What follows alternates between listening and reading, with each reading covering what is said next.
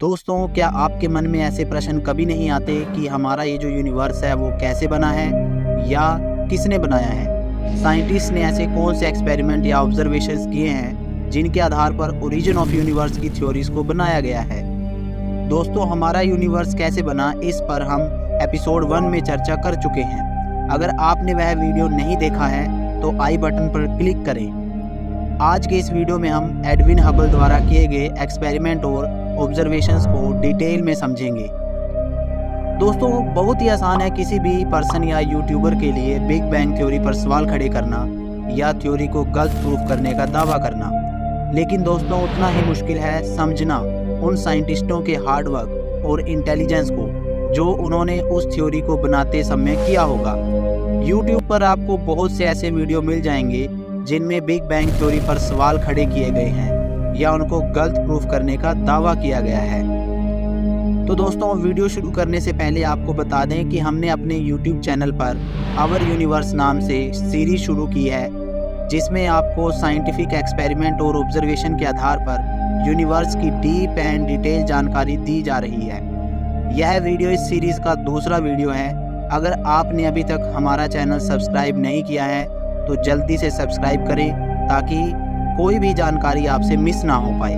तो ज़्यादा टाइम ना वेस्ट करते हुए चलिए शुरू करते हैं। तो दोस्तों, बिग बैंग थ्योरी को समझने से पहले थोड़ा इतिहास जान लेते हैं कि 1919 तक यूनिवर्स को लेकर साइंटिस्ट्स की क्या समझ थी। सन 1919 तक यह माना जाता था कि हमारा ये जो यूनिवर्स है वो इनफाइनाइट और स्टेडी है, मतलब हमारे यूनिवर्स का कोई भी और छोर नहीं है और ना ही इसकी कोई स्टार्टिंग है और ना ही कोई एंडिंग। उस समय तक तो यह भी पता नहीं था कि जो स्टार्स हमें आकाश में दिखाई दे रहे हैं वे सभी एक ही गैलेक्सी में हैं या इस जैसी यूनिवर्स में और भी गैलेक्सीज हैं। इसी समय पिक्चर में एंट्री होती है अमेरिकन एस्ट्रोनॉमर एडविन हबल की। सन 1919 में उन्होंने डिफरेंट स्टार्स और नेबुला के लाइट स्पेक्ट्रम की काफ़ी लंबे समय तक स्टडी की और हैरत अंगेज ढंग से लगभग सभी स्टार्स के लाइट के स्पेक्ट्रम में उन्हें रेड शिफ्ट देखने को मिला, जिसका मतलब था कि लगभग सभी स्टार्स और नेबुला एक दूसरे से दूर जा रही हैं, अर्थात हमारा यूनिवर्स फैल रहा है। दोस्तों, अब आपके मन में यह प्रश्न आ रहा होगा कि ये रेड शिफ्ट या लाइट स्पेक्ट्रम क्या है, इससे कैसे पता चलता है कि स्टार्स हमसे दूर जा रहे हैं? तो दोस्तों, बिल्कुल भी घबराने की बात नहीं है। रेड शिफ्ट या डॉपलर इफेक्ट को अभी एक आसान उदाहरण से समझते हैं। पहले आप इस साउंड को ध्यान से सुने।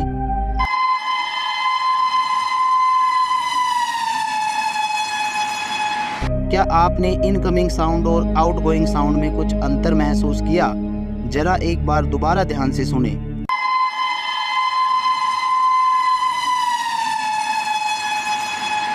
हमने देखा कि इनकमिंग साउंड और आउटगोइंग साउंड की आवाज़ या फ्रीक्वेंसी में थोड़ा डिफरेंस है।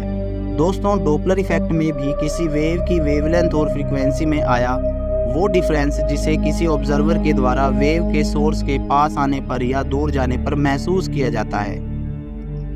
अगर हम इसको साइंटिफिक वे में देखें तो हमारे पास आते वाहन के साउंड वेव्स की वेवलेंथ घट जाती है, फ्रीक्वेंसी बढ़ जाती है, जिससे हमें साउंड तेज होता हुआ सुनाई देता है। और जब वाहन हमसे दूर जाता है तो वेवलेंथ बढ़ जाती है और फ्रीक्वेंसी घट जाती है, जिससे हमें साउंड कम होता हुआ सुनाई देता है। दोस्तों, इस बात पर ध्यान दें कि जब कोई ऑब्जेक्ट हमसे दूर जा रहा है तो वेवलेंथ बढ़ जाती है।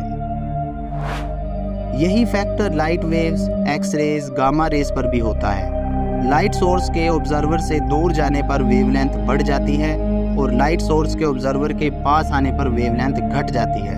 अब हमें यह तो पता ही है कि लाइट स्पेक्ट्रम विबग्योर में रेड कलर की वेवलेंथ सबसे ज़्यादा होती है और ब्लू वायलेट कलर की जो वेवलेंथ है वो सबसे कम होती है। इसी बात को ध्यान में रखते हुए एडविन हबल ने डिफरेंट स्टार्स के लाइट स्पेक्ट्रम को स्टडी किया और लगभग हर बार स्पेक्ट्रल लाइंस रेड कलर की तरफ शिफ्ट हो रही थी, मतलब वेवलेंथ बढ़ रही थी, जिसके आधार पर उन्होंने अनुमान लगाया कि सभी स्टार्स हमसे दूर जा रहे हैं।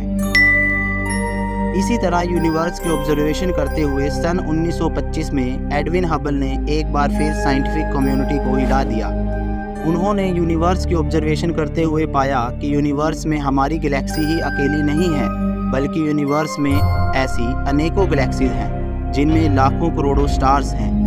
किन्हीं दो गैलेक्सी के बीच में बहुत ज़्यादा एम्प्टी स्पेस होता है। इस बात को प्रूफ करने के लिए उन्हें इन गैलेक्सीज की पृथ्वी से दूरी की कैलकुलेशन करनी थी, लेकिन ये गैलेक्सी हमें दिखाई देने वाले स्टार्स की तुलना में काफ़ी दूर थी। इस दूरी को कैलकुलेट करने के लिए भी हबल ने एक अनोखा तरीका अपनाया। किसी भी स्टार की ब्राइटनेस मतलब चमक दो फैक्टर्स पर डिपेंड करती है। पहला है ल्यूमिनोसिटी और दूसरा है डिस्टेंस। हम पास के स्टार्स की ब्राइटनेस और डिस्टेंस के आधार पर उसकी ल्यूमिनोसिटी को पता कर सकते हैं, और अगर हमें ब्राइटनेस और ल्यूमिनोसिटी पता है तो हम उस स्टार्स की दूरी भी पता कर सकते हैं। इसी तरह से हबल ने 9 अलग अलग गैलेक्सीज की दूरी को कैलकुलेट किया था। दोस्तों, अब आपके मन में प्रश्न आ रहा होगा कि ये ल्यूमिनोसिटी क्या है।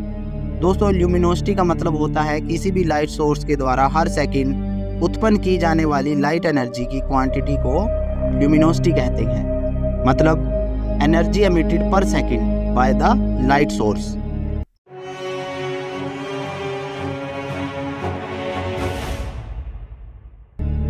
(1927) में बेल्जियम के साइंटिस्ट जॉर्ज लेमिट्र ने 1919 की हबल ऑब्जर्वेशन और मैथमेटिकल कैलकुलेशन के आधार पर ओरिजिन ऑफ यूनिवर्स के रेफरेंस में फ्रीडमैन, लेमिट्र, रॉबर्टसन वॉकर इक्वेशन को पब्लिश किया। लेमिट्र के अनुसार यूनिवर्स का जन्म एक बहुत ही छोटे और एनर्जी से भरपूर एटम से हुआ है, जिसे आज हम बिग बैंग थ्योरी कहते हैं। लेकिन दोस्तों, तकनीक की कमी और एक्सपेरिमेंटल एविडेंस ना होने की वजह से इस थ्योरी को सिरे से नकार दिया गया था।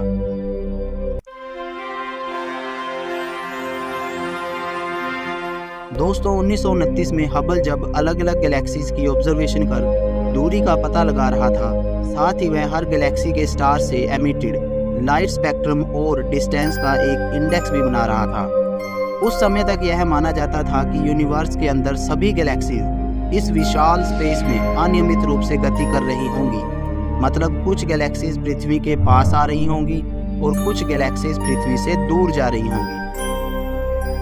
एडविन हबल को यकीन था कि गैलेक्सी के लाइट स्पेक्ट्रम में उसे इक्वल अमाउंट में रेड शिफ्ट और ब्लू शिफ्ट देखने को मिलेगा।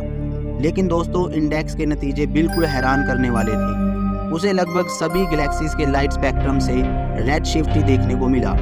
इसका मतलब था कि सभी गैलेक्सी हमसे दूर जा रही हैं। और दोस्तों, सबसे हैरान करने वाली खोज तो यह थी कि यह शिफ्ट किसी गैलेक्सी की स्पीड के डायरेक्टली प्रोपोर्शनल था।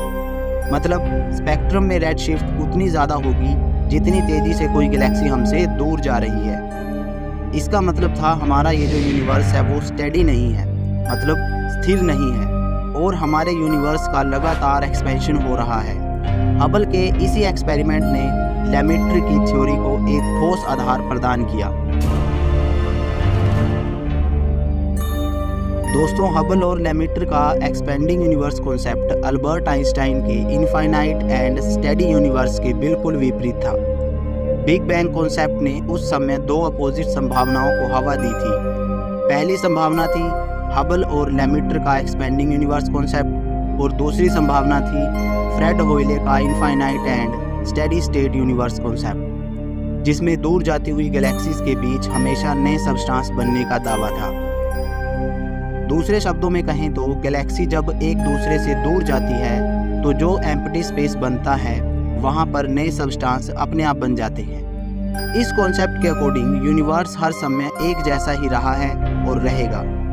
इस कॉन्सेप्ट का अल्बर्ट आइंस्टाइन ने भी समर्थन किया था।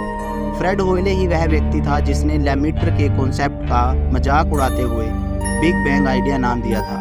काफ़ी लंबे समय तक इन दोनों थ्योरीज के बीच में साइंटिस्ट विभाजित रहे थे, लेकिन 1948 में जॉर्ज गैमो ने बिग बैंग थ्योरी को मॉडिफाई करते हुए एलिमेंट्री पार्टिकल्स के फॉर्मेशन के दौरान उत्पन्न हुआ कॉस्मिक रेडिएशन होने की भविष्यवाणी की थी, जिसे 1960-65 के दौरान ही खोज लिया गया था। इस खोज के बाद बिग बैंग थ्योरी को सबसे सही और सटीक थ्योरी का दर्जा मिल गया था।